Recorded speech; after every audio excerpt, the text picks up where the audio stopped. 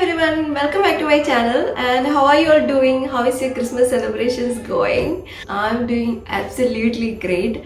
And today I'm gonna bake my Christmas cake. And I'm so glad to hear that many of you tried my dry fruit soaking recipe. And hope you all will have an amazing Christmas cake this year. So first things first, preheat your oven to 180 degrees Celsius from 10 to 15 minutes. And let's line the cake tin with the baking paper. Okay, so first butter your tin and the sides.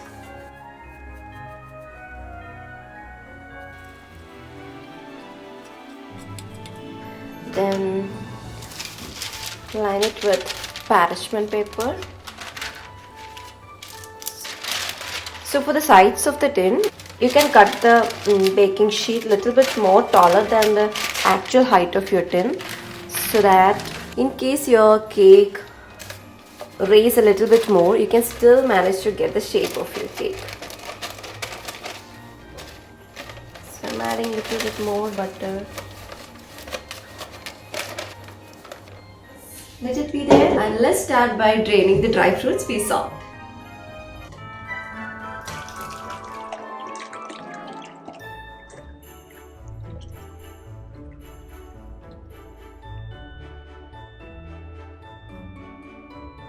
Look at this red liquid. This will be going to our wine glasses on Christmas, and trust me, this is amazing and I can't wait for Christmas. Let it drain completely. We'll keep it aside and let's start by mixing the ingredients. And we will do it in two steps. First, we'll mix all the dry ingredients and we'll move with the wet ingredients. So for the dry ingredients, all-purpose flour, grounded almond,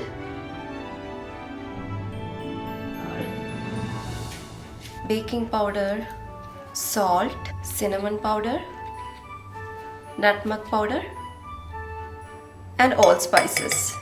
Now let's give it a good whisk and keep it aside.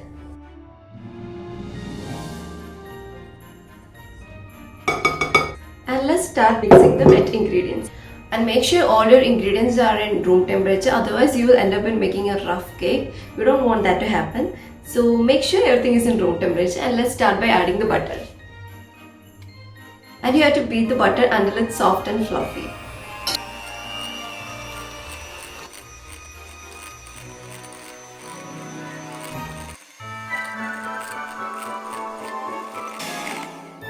And now our butter is soft and fluffy, and you can use a stand mixer if you have one, or you can use a hand mixer like how I do, or you can even use your hands if you have got a lot of elbow grip. And now let's add tightly packed brown sugar to it and let's beat it again.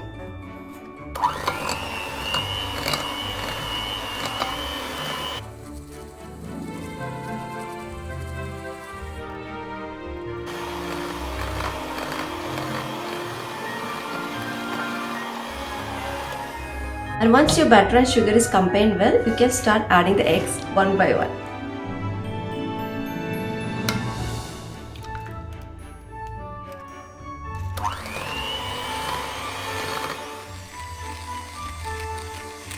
And make sure you scrape down everything so that everything will blend perfectly.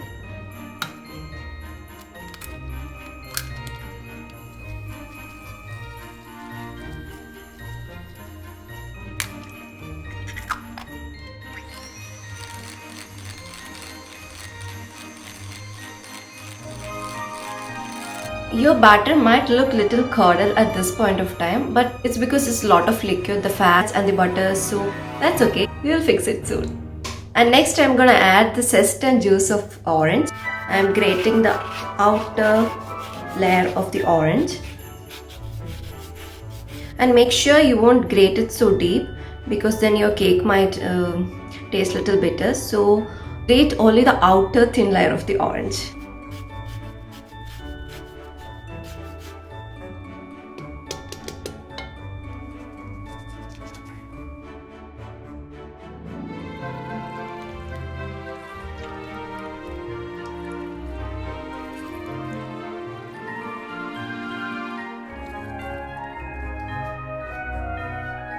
So now let's mix this. adding all this citrus will actually pop up all the flavors in our cake. And I'm also going to add the zest of a lemon too.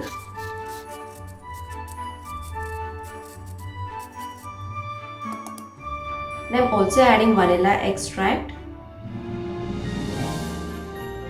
and some honey. And don't get confused with the vanilla essence and the extract. Try to use vanilla extract itself because vanilla essence has never seen a vanilla pod in his life. So better use vanilla extract. And now I'm blending everything together.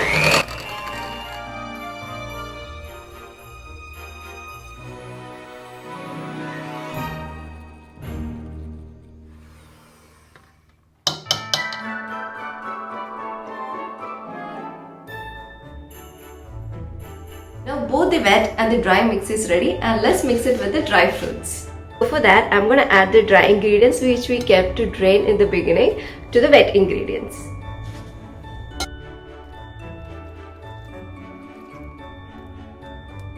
Now I'm going to mix it with the hand mixer just to make sure everything is mixed properly and there is no clumps.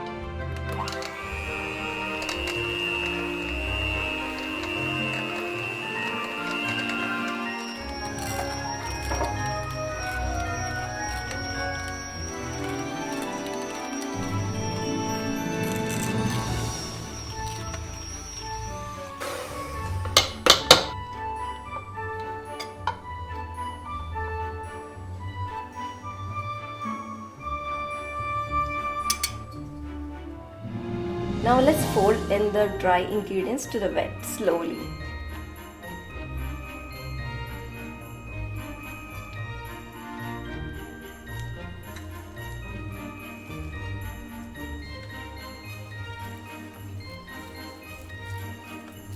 And also add your cashew nuts at this stage.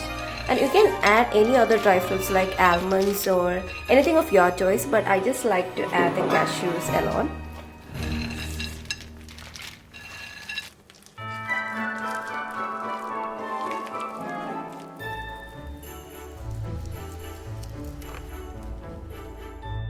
Now our cake batter is ready, and let's transfer it to the tin.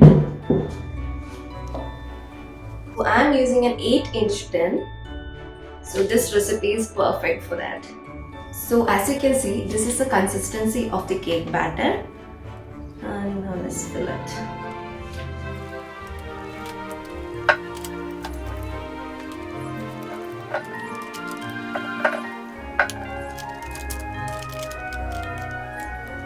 At this stage, if you want to decorate the top of your cake with almonds or any other dry fruits of your choice, you can feel free to do that, but I just like it to be in the way it is. And finally, I'm giving it a few taps to make sure there is no air bubbles stuck inside.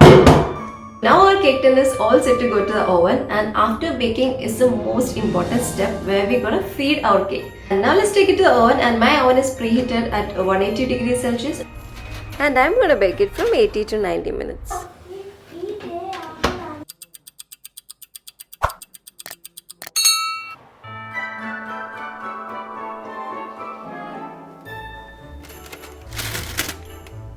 Now my bake is ready, and as I said, we'll feed the cake once it's cooled down. So now my cake is cooled down and it's ready to feed. So for that, first let me transfer it to a wire rack.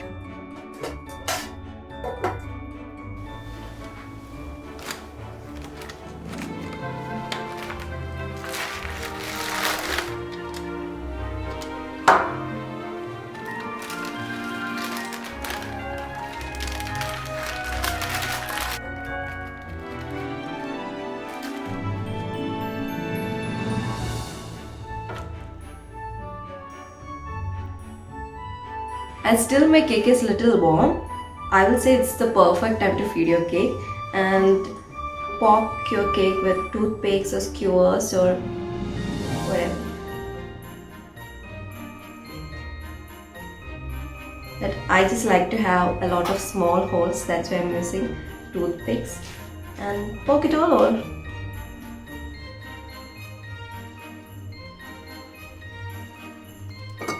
And we are using the same liquid which we drained out from our dry fruits to feed our cake.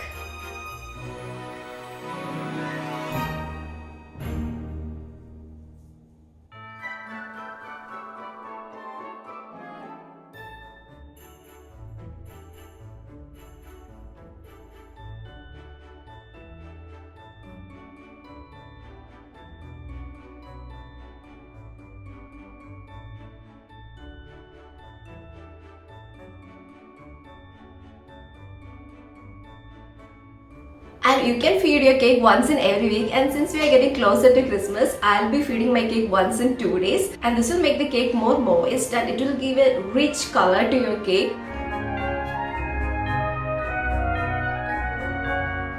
And store it in a cool place or in a refrigerator, and you can even freeze this cake for months. And now I'm tasting the cake for you all.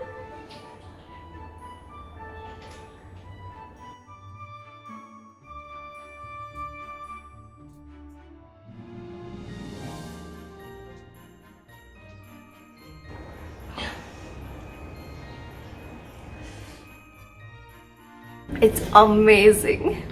Most of the dry fruits are melting into the mouth, and the batter which is holding all this dry fruit together is a kind of dewy, and the cashews and the figs are a little chewy. I will say this is a 2-in-1 recipe because you have your Christmas cake and you have your wine in your glass, and this is what I mean by bold in the bold homemaker. And if this is your expectation on a Christmas cake, this recipe is for you and you should definitely try this out. And I wish you all a Merry Christmas and have a lot of fun and quality time with your family. Bye for now, and we'll see you all next year.